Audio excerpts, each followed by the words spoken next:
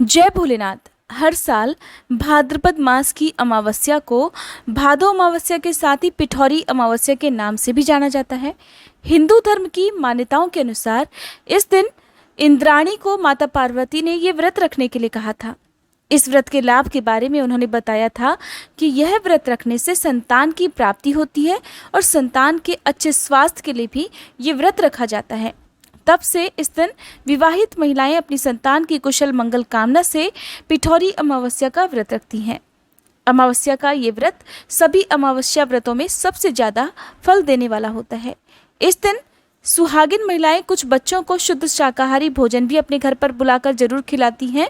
और क्योंकि अमावस्या का दिन है तो अमावस्या का जो तिथि है वो पितरों को भी समर्पित होता है।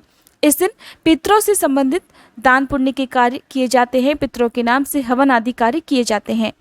मान्यताओं के अनुसार भादों की जो अमावस्या है, जिसे पिठौरी अमावस्या भी कहते हैं, वो भी उतनी ही महत्वपूर्ण होती है जितनी कि पितृ विसर्जन अमावस्या होती है। इस दिन पितरों के नाम से दान तर्पण आदि कार्य तो किया ही जाता है, साथ ही माँ दुर्गा की पूजा की जाती है। दुर्गा चालीसा का विशेष रूप से पाठ किया जाता है। यदि संतान से जुड़ी कोई विशेष मनोकामना हो तो उसकी पूर्ति के लिए 108 बार दुर्गा चालीसा का पाठ भी किया जाता है। और इस दिन 64 योगिनियों की पूजा करके सप्त मातृकाओं की पूजा भी की जाती है। 64 योगिनियों की पूजा करने से कहा जाता है हर प्रकार की सिद्धि की प्राप्ति हो जाती है। भादों की अमावस्या को कुशग्रहणी अमावस्या भी कहते हैं, क्योंकि इस तिथि पर कुशा नाम की एक घास होती है जिसे एकत्रित करने की भी परंपरा होती है, जिसका उपयोग पूजा पाठ के काम में किया जाता है। भगवान शिव की पूजा करने की यदि बात हो तो कहते हैं कि कुशा के आसन पर बैठकर किए गए मंत्र का जाप जल्दी फलित होता है। तो इस दिन जो भी कुशा एकत्रित करते हैं वो आप पूरे साल भर प्रयोग में ला सकते हैं। वैसे आमतौर पर जो भी हम कुशा एकत्रित करते हैं वो 24 घंटे के बाद प्रयोग करने लायक नहीं होती है, उसका यूज़ केवल 24 घंटे के लिए किया जाता है। लेकिन पिठौरी अमावस्या के दिन, जिसे कुशग्रहणी अमावस्या भी कहते हैं, इस दिन एकत्रित की गई कुशा को आप पूरे साल भर प्रयोग कर सकते हैं। इस दिन लाई गई कुशा से आप आसन बना सकते हैं, हाथ में पहनने वाली अंगूठी आप बना सकते हैं, जिसे श्राद्ध के दिनों में पहना जाता है, जिसे पहनकर पितरों के निमित्त दान तर्पण आदि कार्य किए जाते हैं। क्योंकि इस बार उदया तिथि के अनुसार अमावस्या शनिवार के दिन पड़ रही है, ऐसे में शनि देव को प्रसन्न करने के लिए और शनि देव की कृपा पाने के लिए भी ये अमावस्या बहुत ही खास होने वाली है। अमावस्या के दिन पितरों की आत्मा की शांति के लिए बहते जल में काले तिल प्रवाहित करने चाहिए। शनिदेव के मंदिर में जाकर शनिदेव की पूजा अर्चना करनी चाहिए।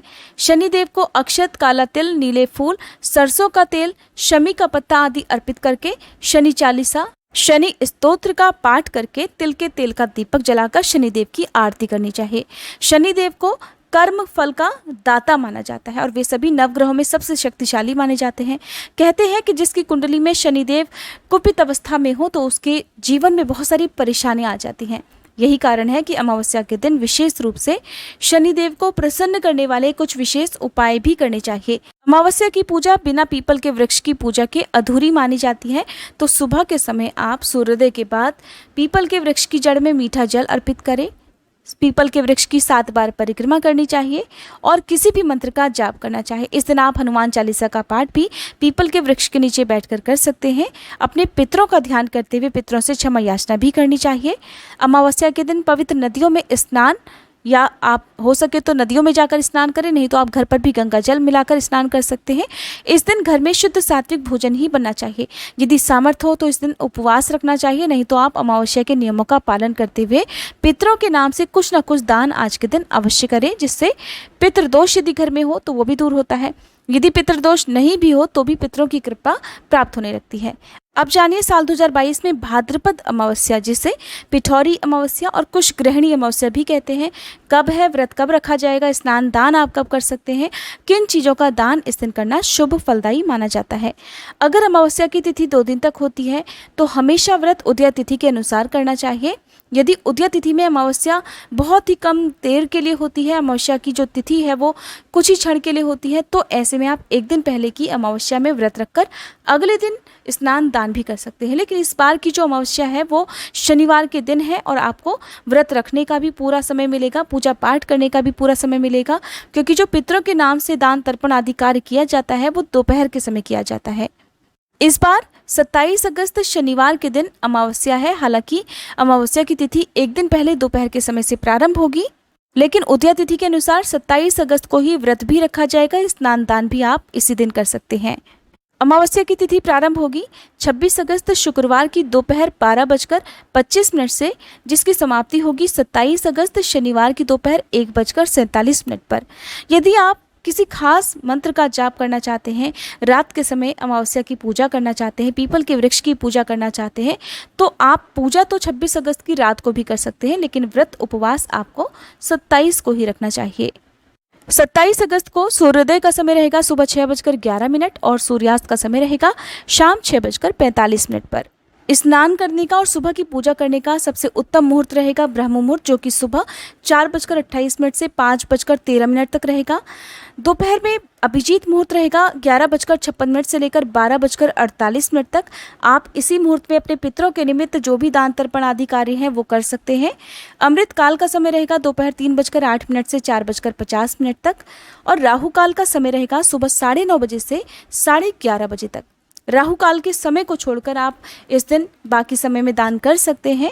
ध्यान रहे, कोशिश करें कि अमावस्या की तिथि समाप्त होने से पहले पहले आप दान कर लें। राहु काल के समय किसी भी तरह का यदि आप दान करते हैं तो वो पितरों को ना जाकर या आपको पुण्य प्रदान ना कर राहु और केतु ग्रह को बलवान बनाता है। इस दिन आप अपने पितरों के नाम से काले तिलों का दान करें। पक्का भोजन मंदिर में दान कर सकते हैं। इसके अलावा आप भूखे लोगों को भरपेट भोजन आज के दिन करा सकते हैं। अन्न का, वस्त्र का दान आज के दिन आप कर सकते हैं।